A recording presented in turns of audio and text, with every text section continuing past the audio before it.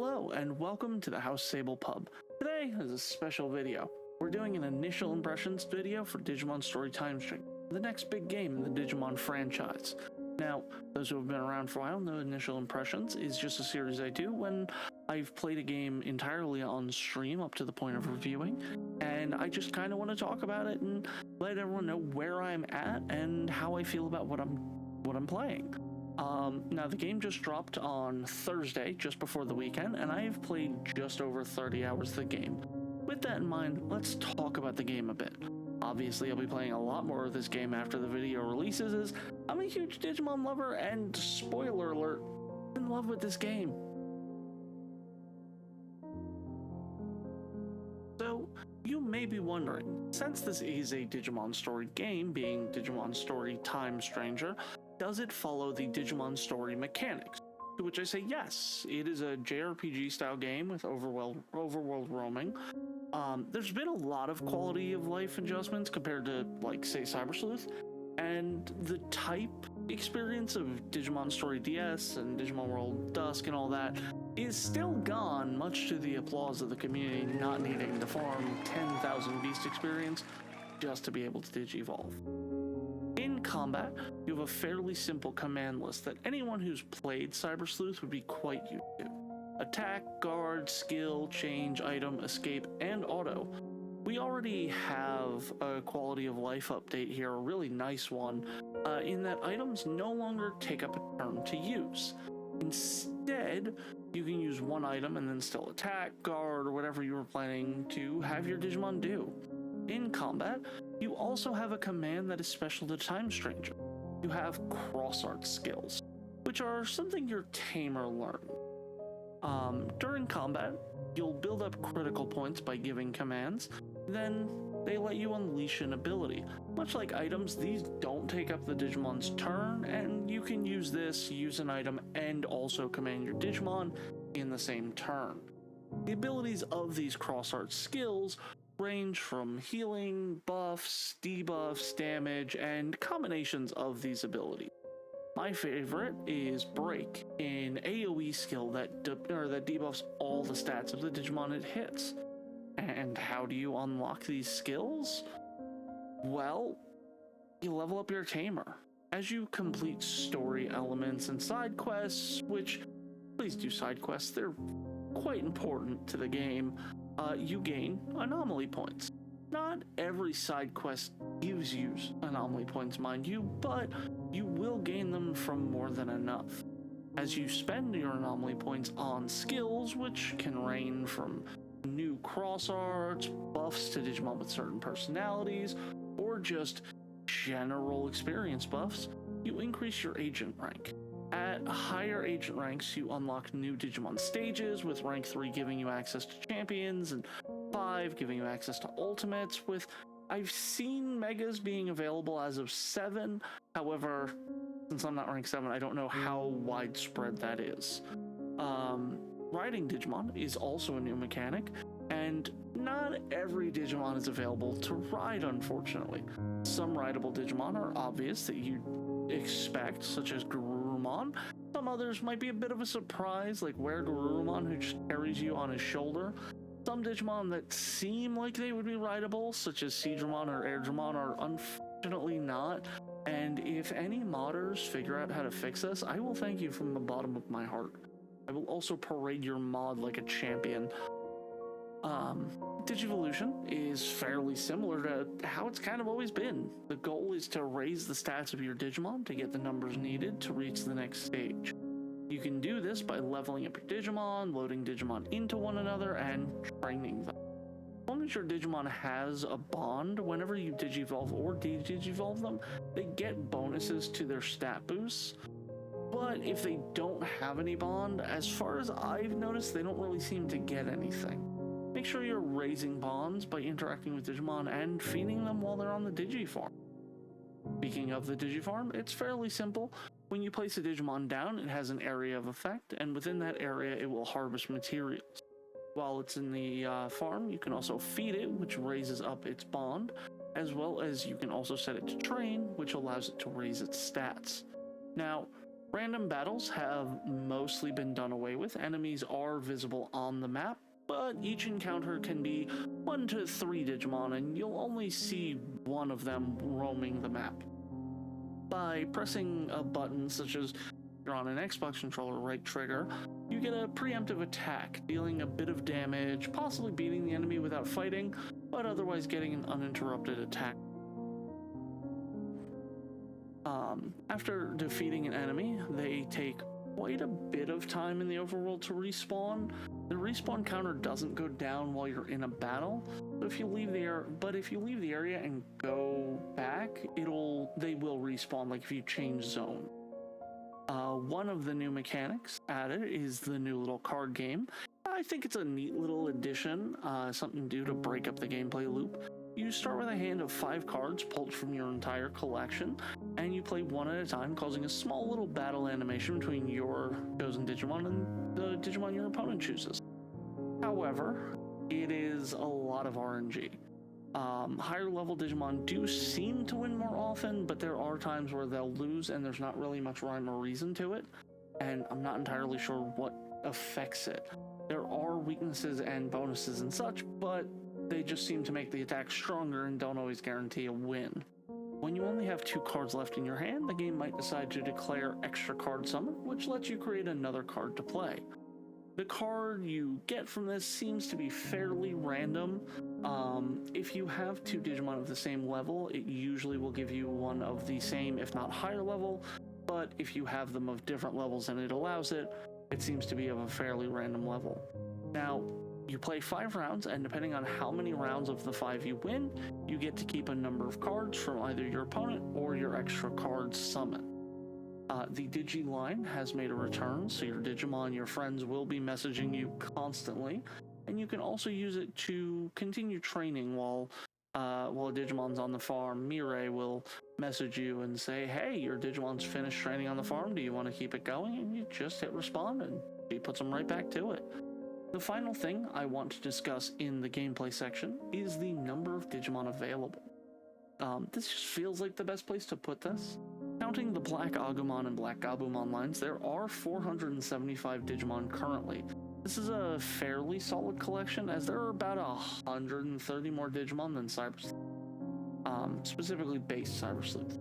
We do know there will be more added in the upcoming DLC, which I'm very excited for, and I'm very excited to see which Digimon get added later in the DLC, as well as if we get any additional DLC after the already announced DLC. So obviously, there are going to be spoilers here. I'm not going to be going specifically into every detail because I want people to have things to look forward to in the story of the game, and I'm not even going to go into all of the story that I've experienced so far. I'm gonna mostly be fairly general. I'm gonna go into more detail on certain parts than others, so be warned, this is your chance to skip ahead out of the story section. With that being said, you play as either Dan or Canon Yuki, an agent of the organization Adamas. You can change the first name of your character, though hilariously my name apparently has inappropriate language in it. I'm not sure what the inappropriate language in my name is, but I've decided to name my character Sable for my playthrough. At first, you're checking on an anomaly taking place underground. There are tons of Digimon there. You get your first choice of Digimon partner between Patamon, Gomamon, or Demidevimon. In the demo, I chose Patamon so that I could get the Digimon World 3 team of Philly Cheesesteak the Patamon, Barry Allen the Bearmon, and Gregory the Guillaumon, which if you want to get current on that, just check out the playlist after this video. It'll be up in, assuming I did it right, it'll be up in a little card thing in the corner. But for the actual playthrough, I chose Gomamon because, as we all know, I love my aquatic Digimon.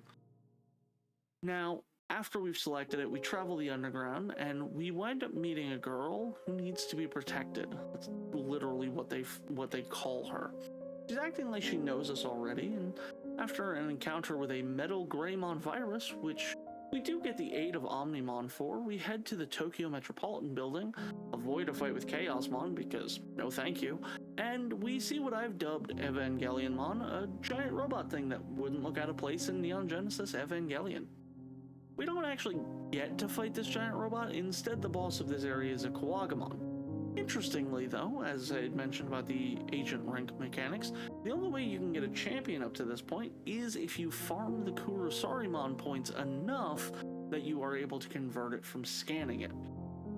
Otherwise, you're going to have to fight Kuwagamon solely with rookies. Now, defeating Kuwagamon, you find yourself in a weird-looking room after interacting with a shadow, and in this room is Minervamon, Coronamon, and Lunamon. A shadowy figure, the one that was with you before, slaps Minervamon aside and approaches the center of the room to steal an egg. After the encounter with the shadowy figure, we end up in the past, having fallen through the floor along with the egg 8 years ago. Here we meet Inori, the girl who must be protected. Hiroko, a budding streamer with 10,000 followers, which is well past budding, I would argue, and Kosuke, Inori's father. Kosuke is looking for his daughter and thinks she might be in the sewer. Upon going down into the sewer, Hiroko is on the floor unconscious. We then head further in and find Inori with an Elecmon, who she has named Ku. We enter a boss fight protecting Ku from a Cyclonemon, and after Ku gets slapped around a little bit, Inori moves to protect him. We also do fight a Raremon, and unfortunately I'm not entirely sure which order we fight them in. But during one of them is when he digivolves into Agiomon.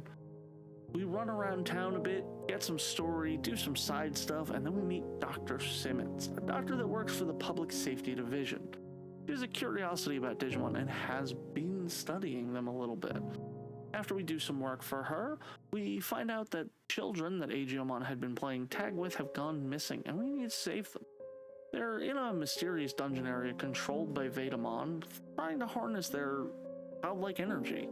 We beat Vetamon, the children's parents are thankful, but the children are terrified of Agiomon, finding out that he isn't human. There is a super touching cutscene between Inori and Agiomon that I'm not going to spoil, and the next day the kid gives us the stuff to begin the card game and start playing. We come across a virus Greymon that we need to beat, and Minervamon joins in for. Next day, we offer some assistance to the Public Safety Division again, and I think I'm gonna cut the story section off here. This is about 7 or 8 hours into the game for me. My total playtime currently, as I said, is over 30 hours, and there's so much to the story that I don't want to spoil it for you. The story just keeps getting better. There's a lot of things I didn't even consider while prepping to play the game, things that they kind of hint at through the advertising that I didn't see coming. Unfortunately, one thing I was putting out a theory on was proven incorrect, and I will own it. Unfortunately, where I thought Sleepy Girl was Homeros, or was Kunlun, we find out that the Sleepy Girl is Homeros. The boy with blue hair is actually Kunlun. I'm a little bit sad about it, I won't deny it, with Kunlun having been listed as constantly inactive. But, I mean, it's what they've decided to go with, and I'm not going to complain any further than I already have, because, quite frankly, I still love the designs, and I think it's a very interesting thing. I can't wait to find out more and see maybe there is a reason that this is Homeros. So, what do I think? Go buy the game. If you like Digimon? Fantastic. If you like RPGs? It's fantastic. If you like playing a game and then optimizing the playstyle to get the best possible result, it's fantastic. There are 3 versions currently available for the game. There's the base game, which is just that, it's the base game. The deluxe edition comes with the season pass for the upcoming DLCs, as well as the Cyber Sleuth costume set and a farm item, the Golden Maui. And then the Ultimate Edition comes with the deluxe edition stuff, as well as quick access to Agumon Bond of Bravery and Gabumon Bond of Friendship, which are basically endgame Digimon, costumes for swimsuits, Digimon hoodies, and the Chosen Children, which are the Digimon Adventure 1 Digimon and outfits, and a background music pack for if you want to bring back the Cyber Sleuth music. I also want to mention that all of the costume packs seem to have, like, little story missions related to them. So far, I don't think I've come across the Chosen Children one or the Cyber Sleuth missions, but otherwise, I've come across a bunch of them, and I think they're all really cool and a lot of fun. I also just want to say, like, tons of Digimon in the game. There's more coming. Tons to do, challenges you can try and set for yourself. A lot of stuff that can keep your attention for hours. I highly suggest getting the game and playing it because it is that fun. So that's my initial impression of Digimon Story Time Stranger after 30 hours. I genuinely love the game. It's so pretty looking, it's got a ton to do, and quite frankly, I'm going to be playing even more of it.